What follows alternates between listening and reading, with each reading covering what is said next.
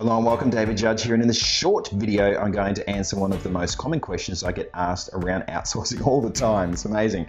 The question is, how do I know what tasks I can outsource that another person, like a virtual assistant or VA, could do for me? Now, you know what, this is actually a really interesting question, and in just over 4 years of outsourcing, I've employed over 300 people and I have over 68,000 hours of experience, and I've actually worked out a simple formula on what tasks I can delegate to a VA. Now, before I share that with you, I want you to think for a moment about how long 68,000 hours really is. And you know, it would actually take one person, if you work it out with a calculator, it would take one person almost 33 years to get the same level of experience that I've managed to accomplish in a really short period of time. Interesting fact, yeah? Okay, so with that in mind, let's get into this special formula. Okay, so step one, I want you to take a piece of paper and create 3 columns. Piece of paper, 3 columns. Now you do that by drawing 2 lines down the middle of the page like I've just done with my finger. Okay, so step 2, at the top of those 3 columns, I want you to write the following 3 titles. Under the first column, my weekly tasks. Now this is where you write down what you do every single week, day by day. Now I want you to really think hard about this and break down what it is you do every single week. I mean, it could be making calls, support emails, social media, other marketing, and general activities. Okay, second column. Now, how is it you get these bad boys done? Now, there may be special software you use for different tasks, processes that you've written that you follow, phone calls that you make, a computer if you answer emails. List out exactly what it is you need and be as detailed as possible. And then finally, on the third column, I want you to write down hours. Now, this is how many hours you think you would spend on each one. If you're not sure, just write down a guesstimate, but make sure you fill out the hours part. It's really important. Actually, with that in mind, I want to tell you that you don't actually have to share this with anyone because, you know, it's really just for you. And I want you to make sure that you're being totally honest with yourself and you really look at that list. So once you're done, I want you to draw a big line down the bottom of that list. And once you've done that, we're going to move on to step 3. Now, underneath where you've drawn that dirty big line, I want you to go and list down the things that you know you should be doing in your business right now that would take you to the next level. Now, this is like reverse engineering the ultimate picture of your business and understanding once you reverse engineer the tasks that you'd need to perform in order to make that a reality. This could be going out and making more sales calls face-to-face or over the phone, staying in more regular contact with customers, getting data entry up to date, sorting through appointments. I mean, really go to town on this bad boy and write down as many tasks that you can think of, along with what you think you'd need to do to complete those tasks and how many hours, as a guess, you actually think that you'd need to complete them. Yeah? Okay. So, last step. Go back through the list of the tasks and look at the ones that you think would take the most amount of time that you could actually get someone to do. I want you to go and I want you to circle those. Now, a couple of examples for you. Now, so many VAs manage their clients' social media.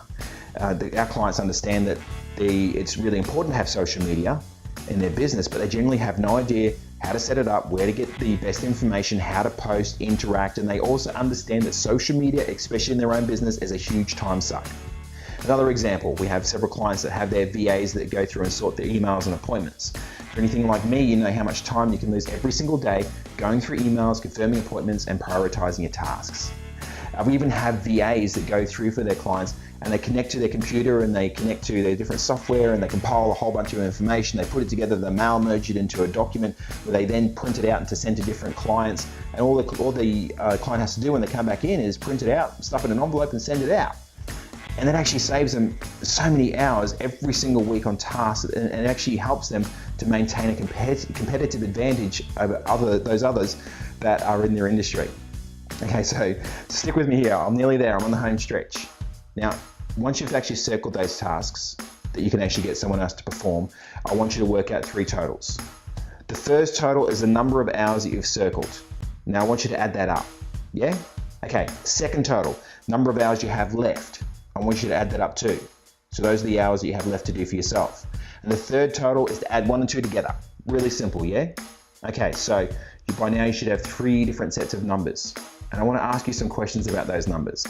The grand total, how long would you be prepared to work and how many hours would you be prepared to work every single week by yourself to achieve this result, and how would it affect your personal life? Now, I ask this because I've been there years ago in another business that I owned. I worked 100 plus hours every single week and I did it for over 4 years and it nearly destroyed my life. Next question, the tasks that you circled. if you were to employ someone to do these tasks for you, do you have the time and the money to go out and advertise, interview, train, and employ somebody locally to help you out? If the answer is yes, then that's awesome, that's great. If not, then these are the tasks that you can actually outsource for a VA to perform. Now finally, the hours that are left. Are you going to be able to complete these tasks by yourself, and are they going to give you the best return on investment, or should you go back through them and re-review the ones that you can outsource? The main point that we're talking about here with outsourcing is the opportunities are endless, but you need to do the exercise at the very beginning to understand how they'll best fit into your business and how they'll best help you out the most. Okay, that's it. Excellent. Now, in the next video, I'm going to discuss another question that I get asked all the time. Really surprising how often I get asked it. I get asked all the time, what is the best way for me to communicate and stay in contact with my VA? Now, if you have a question you'd like me to ask, like this one here, then I want to hear from you. Make sure you get in contact with me, ask me the question, and when I get around to it in a future video, I'll record it for you. As always, this is David Judge, showing businesses how to get more done, how to keep the costs down, and how business owners can enjoy their life.